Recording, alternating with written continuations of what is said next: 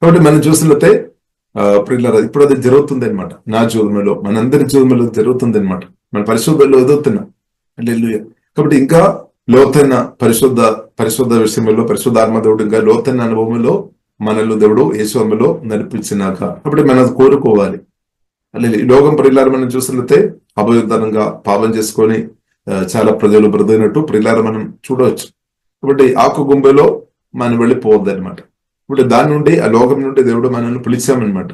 ప్రభు కొరకు మనల్ని పిలిచాము. ప్రభు పిలిచినది ప్రభు కొరకే అనమాట. అంటే యేసుక్రీస్తు కొరకని సత్యం ప్రియులారా మనం అర్థం చేసుకోవాలి. హల్లెలూయా.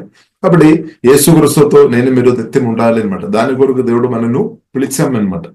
కాబట్టి ఒకప్పుడు మనం పాపలంగా ఉన్నాము, శత్రులుగా ఉన్నాము అయినప్పుడు కూడా ప్రభు ప్రేమ కలిగిన దేవుడు కాబట్టి మేము పిలిచామన్నమాట.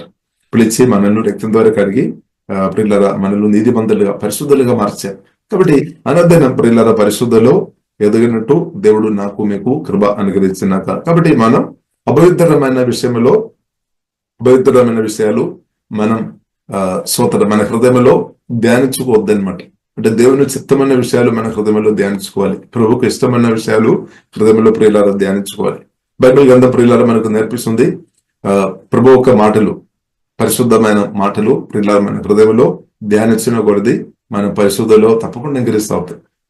హల్లెలూయా. బైబిల్ ప్రియులారా నేర్పిస్తుంది. కీర్తనలు 1వ అధ్యాయము 2వ వచనంలో ప్రియులారా మనం చూడవచ్చు. యెహోవా ధర్మశాస్త్రమందు సంతోషించు, అంటే ఆ వాక్యములో ఆనందించు, దేవరాత్రం ధ్యానించువాడు ధన్యుడు. ఇప్పుడు దేవుని యొక్క వాక్యం పరిశుద్ధమైనది అనమాట.